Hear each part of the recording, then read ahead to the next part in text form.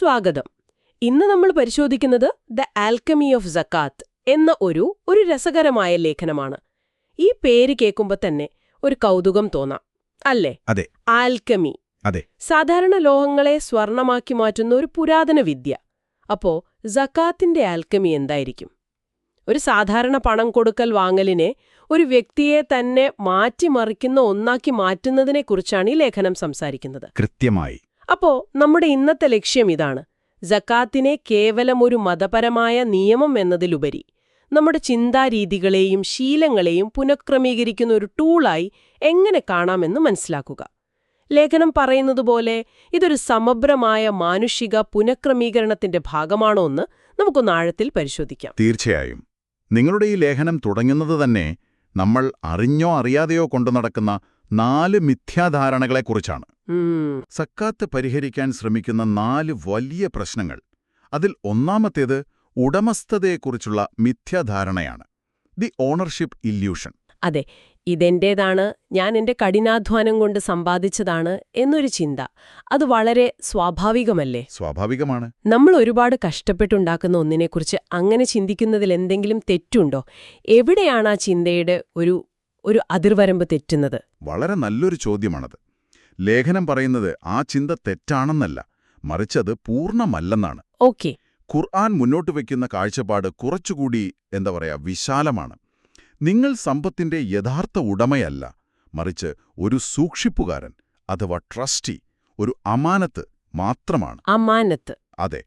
ഈ ലോകത്തിലെ എല്ലാ വിഭവങ്ങളുടെയും യഥാർത്ഥ ഉടമസ്ഥൻ ദൈവമാണെന്നും അത് കൈകാര്യം ചെയ്യാൻ നിങ്ങളെ ഏൽപ്പിച്ച ഒരു ഉത്തരവാദിത്വം മാത്രമാണ് നിങ്ങളുടെ കയ്യിലുള്ളതെന്നുമാണ് ആ ആശയം. അപ്പം നമ്മൾ ഒരു ഫണ്ട് മാനേജറെ പോലെയാണെന്നാണോ? നമുക്ക് വേണ്ടി മാത്രമല്ല, മറ്റുള്ളവർക്ക് വേണ്ടിയും അത് കൈകാര്യം ചെയ്യേണ്ടതുണ്ട് എന്നാണോ ഉദ്ദേശിക്കുന്നത്? കൃത്യമായി പറഞ്ഞാൽ അതുതന്നെ. സക്കാത്ത് കൊടുക്കുന്ന ആ ഒരു പ്രവൃത്തിയിലൂടെ ഇത് എന്റേത് മാത്രമല്ല, ഇതിൽ മറ്റുള്ളവർക്കും അവകാശമുണ്ട്, ഞാൻ വെറുമൊരു സൂക്ഷിപ്പുകാരനാണ് എന്ന് നിങ്ങൾ ഓരോ വർഷവും സ്വയം ഓർമ്മിപ്പിക്കുകയാണ്. ശരിയാണ്. ഇത് നമ്മുടെ ചിന്തയെ അഹങ്കാരത്തിൽ നിന്ന് നന്ദിയിലേക്കും, ഞാൻ സ്വയം ഉണ്ടാക്കിയതാണ് എന്നതിൽ നിന്ന് ദൈവം എനിക്ക് നൽകിയതാണ് എന്നതിലേക്കും ബോധപൂർവം മാറ്റുന്നു.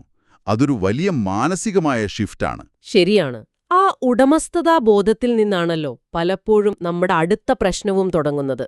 അതായത് സുരക്ഷിതത്വത്തെക്കുറിച്ചുള്ള മിഥ്യാധാരണ, ദ സെക്യൂരിറ്റി ഇല്യൂഷൻ. അതെ. എന്റെ കയ്യിൽ പണമുണ്ടെങ്കിൽ, ഒരു വലിയ ബാങ്ക് ബാലൻസ് ഉണ്ടെങ്കിൽ ഞാൻ സുരക്ഷിതനാണ് എന്നൊരു തോന്നൽ. അതെ. ആ തോന്നലാണ് നമ്മളെ കൂടുതൽ പണം സ്വരുക്കൂട്ടാൻ പ്രേരിപ്പിക്കുന്നത്. നമ്മുടെ എല്ലാ ഉത്കണ്ഠകളെയും മറികടക്കാനുള്ള ഒരു മാർഗമായി നമ്മൾ പണത്തെ കാണുന്നു. ഇവിടെയാണ് സക്കാത്ത് ഒരു തടസ്സമായി വരുന്നത്.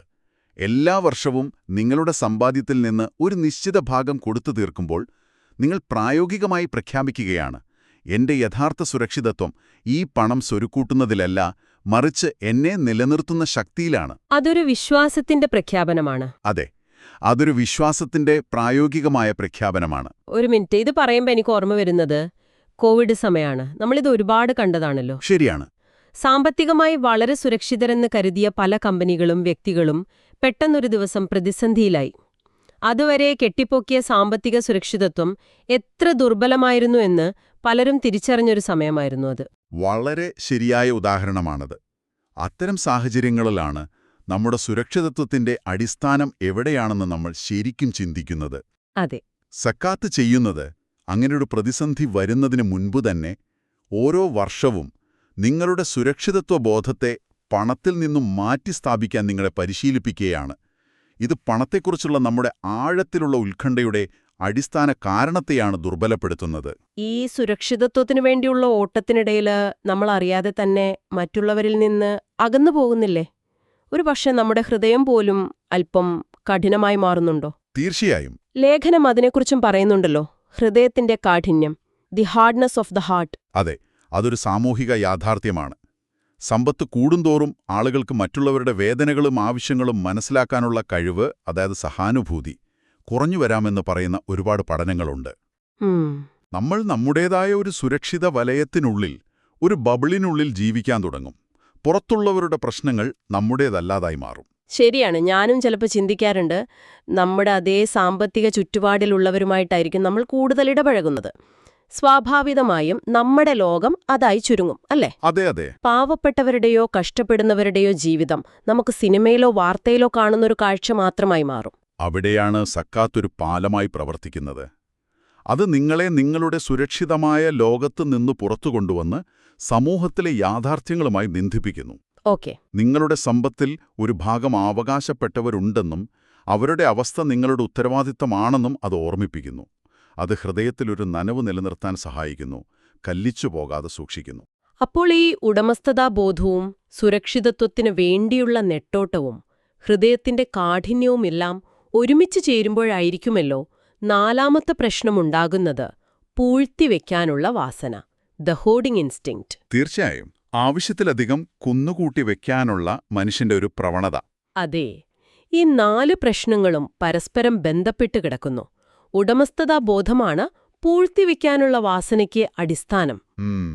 സക്കാത്ത് സമ്പത്ത് ഒരാളുടെ കയ്യിൽ കെട്ടിക്കിടക്കുന്നത് തടയുന്നു, പകരം അത് സമൂഹത്തിൽ ഒഴുകി നടക്കാൻ സഹായിക്കുന്നു.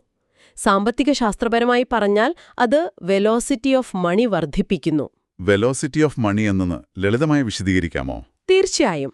ഒരു നിശ്ചിത സമയത്തിനുള്ളിൽ പണം എത്ര വേഗത്തിൽ കൈമാറ്റം ചെയ്യപ്പെടുന്നു എന്നതാണ് അതുകൊണ്ട് ഉദ്ദേശിക്കുന്നത്. ഓക്കെ. ഉദാഹരണത്തിന്, ഒരാൾ 100 രൂപ ഒരു വർഷം മുഴുവൻ ലോക്കറിൽ വെച്ചാൽ ആ 100 രൂപ കൊണ്ട് ആർക്കും ഒരു പ്രയോജനവുമില്ല. ശരിയാണ്. എന്നാൽ ആ 100 രൂപയ്ക്ക് ഒരാൾ കടയിൽ നിന്ന് സാധനം വാങ്ങുന്നു, കടക്കാരൻ ആ പണം കൊണ്ട് പച്ചക്കറി വാങ്ങുന്നു, പച്ചക്കറിക്കാരൻ അത് മക്കൾക്ക് ഫീസ് അടയ്ക്കാൻ ഉപയോഗിക്കുന്നു. ആ പണം ഇങ്ങനെ കറങ്ങിക്കൊണ്ടിരിക്കുന്നു. അതെ, പണം കൂടുതൽ കൈകളിലൂടെ പോകുമ്പോൾ കൂടുതൽ ആളുകൾക്ക് അതിന്റെ പ്രയോജനം ലഭിക്കുന്നു. ഇത് സാമ്പത്തിക പ്രവർത്തനങ്ങളെ ഉത്തേജിപ്പിക്കുന്നു. സക്കാത്ത് പണം കെട്ടിക്കിടക്കാതെ ആവശ്യമുള്ളവരുടെ കൈകളിലേക്കെത്തിച്ച് സമ്പദ്വ്യവസ്ഥയെ കൂടുതൽ ചലനാത്മകമാക്കുന്നു. അപ്പോൾ സക്കാത്ത് ഈ 4 പ്രശ്നങ്ങളെ പരിഹരിക്കുമ്പോൾ അത് പകരമായി എന്തൊക്കെയാണ് നിർമ്മിക്കുന്നത്? നന്ദി, ദൈവത്തിലുള്ള വിശ്വാസം, സാമൂഹിക ഉത്തരവാദിത്വം, പിന്നെ ഏറ്റവും പ്രധാനമായി സമ്പത്തിനോടുള്ള അമിതമായ ആശ്രിതത്വത്തിൽ നിന്നുള്ള ഒരുതരം മോചനം. അതെ, ഒരു മോചനം. ഇവിടെയാണ് ലേഖനം കൂടുതൽ ആഴത്തിലേക്ക് പോകുന്നത് എന്ന് തോന്നുന്നു. സമ്പത്ത് എന്റെ വ്യക്തിത്വമല്ല, അതൊരു ഉപകരണം മാത്രമാണ് എന്ന ചിന്തയിലേക്ക് നമ്മളെ മാറ്റിയെടുക്കുക. അതാണോ ഇതിന്റെ പ്രധാന ലക്ഷ്യം? വളരെ ശരിയാണ്. ഇതൊരു പ്രധാനപ്പെട്ട ചോദ്യം ഉയർത്തുന്നുണ്ട്. ലേഖനവും അതാണ് ചോദിക്കുന്നത്. നമ്മൾ സക്കാത്തിന്റെ യഥാർത്ഥ ഉദ്ദേശം അളക്കുന്നുണ്ടോ? സാധാരണയായി നമ്മൾ അതിന്റെ കണക്കുകളിലാണ് ശ്രദ്ധിക്കുന്നത്. എത്ര ആസ്തിയുണ്ട്, അതിന്റെ 2.5% എത്രയാണ്, അത് കൊടുത്തോ, ആർക്കാണ് കൊടുത്തത്, ഇങ്ങനെയുള്ള സാങ്കേതിക കാര്യങ്ങളിൽ ഒതുങ്ങിപ്പോകും. അതെ, ഒരു ടാക്സ് ഫയൽ ചെയ്യുന്നത് പോലെ കണക്കുകൂട്ടി പണം കൊടുത്തു, കഴിഞ്ഞു. ഒരു ചെക്ക് ലിസ്റ്റ് പൂർത്തിയാക്കിയ സംതൃപ്തി. അതെ. പക്ഷെ ലേഖനം ചോദിക്കുന്നത് അതല്ല. ഇത് കൊടുത്തപ്പോൾ സമ്പത്തിനോടുള്ള എന്റെ ആർത്തി കുറഞ്ഞോ, എന്റെ ഭയം കുറഞ്ഞോ, ഞാൻ കൂടുതൽ ഉദാരമനസ്കനായോ എന്നൊന്നും നമ്മൾ ചിന്തിക്കാറില്ല. ശരിക്കും ചിന്തിക്കാറില്ല. നിയമം പാലിക്കുന്നതും അതൊരു ആന്തരികമായ മാറ്റമുണ്ടാക്കുന്നതും തമ്മിലുള്ള വലിയ വ്യത്യാസമാണിത്. ഇവിടെയാണ് ഒരു അനുഷ്ഠാനമെന്നതും ആത്മീയ പരിവർത്തനമെന്നതും തമ്മിലുള്ള വ്യത്യാസം വരുന്നത്. വെറുമൊരു സാമ്പത്തിക ഇടപാടിൽ നിന്ന് ഇതിനെ എങ്ങനെ ഒരു ആത്മപരിശോധനയുടെ അവസരമാക്കി മാറ്റാമെന്നതിനെക്കുറിച്ച് ചില പ്രായോഗികമായ നിർദ്ദേശങ്ങളും ഈ ലേഖനം നിങ്ങൾക്ക് നൽകുന്നുണ്ട്. ഓക്കേ. സക്കാത്ത് നൽകുന്നതിന് മുൻപും ശേഷവും സ്വയം ചില കാര്യങ്ങൾ ആലോചിക്കാൻ പറയുന്നു. അതിലെ ചില ചോദ്യങ്ങൾ വളരെ ശക്തമാണ്. ഉദാഹരണത്തിന്, സക്കാത്ത് കൊടുക്കുന്നതിന് മുൻപ് സ്വയം ചോദിക്കാൻ പറയുന്ന ഒരു ചോദ്യം: ഈ പണം നൽകുമ്പോൾ എനിക്ക് എന്ത് ഭയമാണ് ഉണ്ടാകുന്നത്? അതെ, ശരിക്കും ആലോചിക്കേണ്ട ഒന്നാണത്. ഒരുപക്ഷെ അത് എന്റെ ഭാവി സുരക്ഷിതത്വം കുറയുമോ എന്ന ഭയമായിരിക്കാം, അല്ലെങ്കിൽ എന്റെ സ്റ്റാറ്റസ് കുറയുമോ എന്ന ചിന്തയാവാം. കൃത്യം. അതുപോലെ എന്റെ ഒരു ദിവസത്തെ ചിന്തകളുടെ എത്ര ശതമാനം പണത്തെ ചുറ്റിപ്പറ്റിയാണ്? നാളെ എന്റെ സമ്പത്ത് മുഴുവൻ നഷ്ടപ്പെട്ടാൽ ഒരു വ്യക്തിയെന്ന നിലയിൽ ഞാൻ തകർന്നു പോകുമോ? എന്നിങ്ങനെയുള്ള ചോദ്യങ്ങൾ. ഇതിനൊക്കെ സത്യസന്ധമായി ഉത്തരം കണ്ടെത്താൻ ശ്രമിക്കുന്നത് തന്നെ ഒരു വലിയ മാറ്റത്തിന് തുടക്കമിടും. അത് നമ്മുടെ വീക്ക് പോയിന്റ്സ് എവിടെയാണെന്ന് കാണിച്ചു തരും. കൊടുത്തതിനു ശേഷവും ചില കാര്യങ്ങൾ ആലോചിക്കാൻ പറയുന്നുണ്ടല്ലോ. എനിക്കിപ്പോൾ ഭാരം കുറഞ്ഞതായി തോന്നുന്നുണ്ടോ? ഞാൻ കൂടുതൽ നന്ദിയുള്ളവനായോ എന്നൊക്കെ. അതെ. ഇതിന്റെ ഒക്കെ ഉത്തരം ഇല്ല എന്നാണെങ്കിൽ അവിടെയും ചില കാര്യങ്ങൾ ചെയ്യാനുണ്ട് എന്ന് ലേഖനം പറയുന്നു. ശരിയാണ്. ഉത്തരം ഇല്ല എന്നാണെങ്കിൽ ഒരുപക്ഷേ നിങ്ങളുടെ പ്രവൃത്തി ഇപ്പോഴും ഒരു യാന്ത്രികമായ ഒന്നായിരിക്കാം. അപ്പോൾ ലേഖനം ചില പരിഹാരങ്ങൾ നിർദ്ദേശിക്കുന്നു. ഉദാഹരണത്തിന് നിങ്ങൾ പണം നൽകുന്ന വ്യക്തിയുമായി സാധ്യമെങ്കിൽ ഒരു വ്യക്തിപരമായ ബന്ധം സ്ഥാപിക്കുക. അപ്പോൾ അത് വെറുമൊരു സംഖ്യ അല്ലാതായി മാറും. ശരിയാണ്. ഒരു മനുഷ്യന്റെ ജീവിതത്തിൽ നമ്മളുണ്ടാക്കുന്ന മാറ്റമായി അതിനെ കാണാൻ കഴിയും. അതെ. അതോടൊപ്പം ഉപജീവനത്തെയും സമ്പത്തിനെയും കുറിച്ചുള്ള ഖുർആൻ വാക്യങ്ങളെക്കുറിച്ച് ചിന്തിക്കുക, നമ്മുടെ ഉദ്ദേശ്യങ്ങളെ ബോധപൂർവം പുനഃക്രമീകരിക്കുക തുടങ്ങിയ കാര്യങ്ങൾ ചെയ്യാനും നിർദ്ദേശിക്കുന്നു. അപ്പോ ഇതിന്റെയെല്ലാം അർത്ഥം സക്കാത്ത് എന്നത് ഒറ്റയ്ക്ക് നിൽക്കുന്നൊരു കാര്യമല്ല, മറിച്ച് ഒരു വലിയ സംവിധാനത്തിന്റെ ഭാഗമാണെന്നാണ്. ലേഖനം പറയുന്നതുപോലെ മാനവികമായ പുനഃക്രമീകരണത്തിനുള്ള ഒരു സമഗ്രമായ സംവിധാനം. അതെ. ഇതിനെ ഒരു വലിയ ചിത്രവുമായി ബന്ധിപ്പിക്കുമ്പോൾ കാര്യങ്ങൾ കൂടുതൽ വ്യക്തമാകും. ഇസ്ലാമിലെ ഓരോ അടിസ്ഥാന അനുഷ്ഠാനങ്ങളും മനുഷ്യന്റെ ഓരോ പ്രത്യേക പ്രശ്നങ്ങളെയാണ് പരിഹരിക്കുന്നത് എന്ന് ഈ ലേഖനം പറയുന്നു. അതെങ്ങനെയാണ്? ഉദാഹരണത്തിന്, ഖുർആൻ നമ്മുടെ ചിന്തയിലെ തെറ്റുകളെയും അജ്ഞതയും തിരുത്തുന്നു. നമസ്കാരം അഥവാ സലാ നമ്മുടെ അഹംഭാവത്തെയും മറവിയെയും പരിഷ്കരിക്കുന്നു. നോമ്പ് നമ്മുടെ ശാരീരികമായ ആഗ്രഹങ്ങളെയും വികാരങ്ങളെയും നിയന്ത്രിക്കാൻ പഠിപ്പിക്കുന്നു. സക്കാത്താകട്ടെ സമ്പത്തിനോടുള്ള നമ്മുടെ ആസക്തിയെയും ഉടമസ്ഥതാബോധത്തെയും പുനഃക്രമീകരിക്കുന്നു. അതായത് ഇതൊന്നും വെവ്വേറെ നിൽക്കുന്ന കാര്യങ്ങളല്ല, അല്ലേ? അല്ല. എല്ലാം പരസ്പരം ബന്ധപ്പെട്ടു കിടക്കുന്നു. ഓരോന്നും മറ്റൊന്നിനെ ശക്തിപ്പെടുത്തുന്നു. ചിന്ത ശരിയാകുമ്പോൾ പ്രാർത്ഥന മെച്ചപ്പെടാം. പ്രാർത്ഥനയിലൂടെ അഹംഭാവം കുറയുമ്പോൾ സമ്പത്തിനോടുള്ള കാഴ്ചപ്പാടും സ്വാഭാവികമായി മാറാം. കൃത്യമായി. ഈ ലേഖനം മുന്നോട്ട് വയ്ക്കുന്ന പ്രധാന ആശയവും അതാണ്. ഇത് വെറും നിയമങ്ങൾ അനുസരിക്കുന്നതിനെക്കുറിച്ചല്ല, മറിച്ച് ആ നിയമങ്ങൾക്ക് പിന്നിലെ തത്വചിന്ത മനസ്സിലാക്കി അതിനെ ഒരു വ്യക്തിത്വ പരിവർത്തനത്തിനുള്ള ഉപകരണമാക്കി മാറ്റുന്നതിനെക്കുറിച്ചാണ്. അതുകൊണ്ടാണ് ലേഖനത്തിന് ദി ആൽക്കമി ഓഫ് സക്കാത്ത് എന്നു പേര് നൽകിയിരിക്കുന്നത്. അതെ, ഒരു സാധാരണ സാമ്പത്തിക ഇടപാടിനെ ഒരു ആത്മീയ പരിവർത്തനത്തിനുള്ള ഉപാധിയാക്കി മാറ്റുന്ന ആൽക്കമി.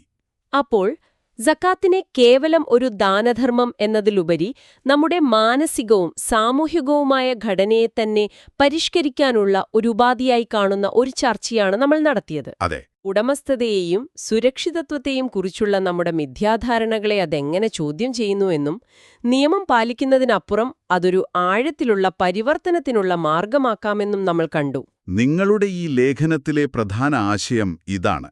ഇത് പണം കൈമാറുന്നതിനെക്കുറിച്ചല്ല, മറിച്ച് പണവുമായുള്ള നിങ്ങളുടെ ബന്ധത്തെ പുനർനിർമ്മിക്കുന്നതിനെക്കുറിച്ചാണ്.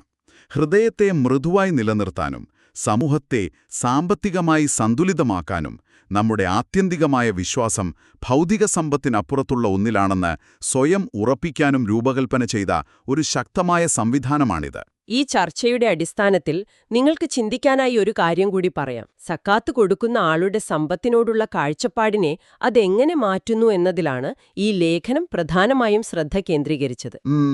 എന്നാൽ നമുക്ക് മറുവശം കൂടി ചിന്തിച്ചു നോക്കാം.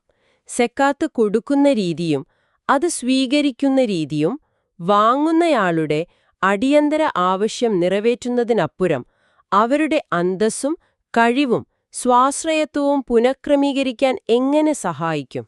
അതൊരു നല്ല ചോദ്യമാണ്. അതൊരു ആഴത്തിലുള്ള ചിന്തയാണ്.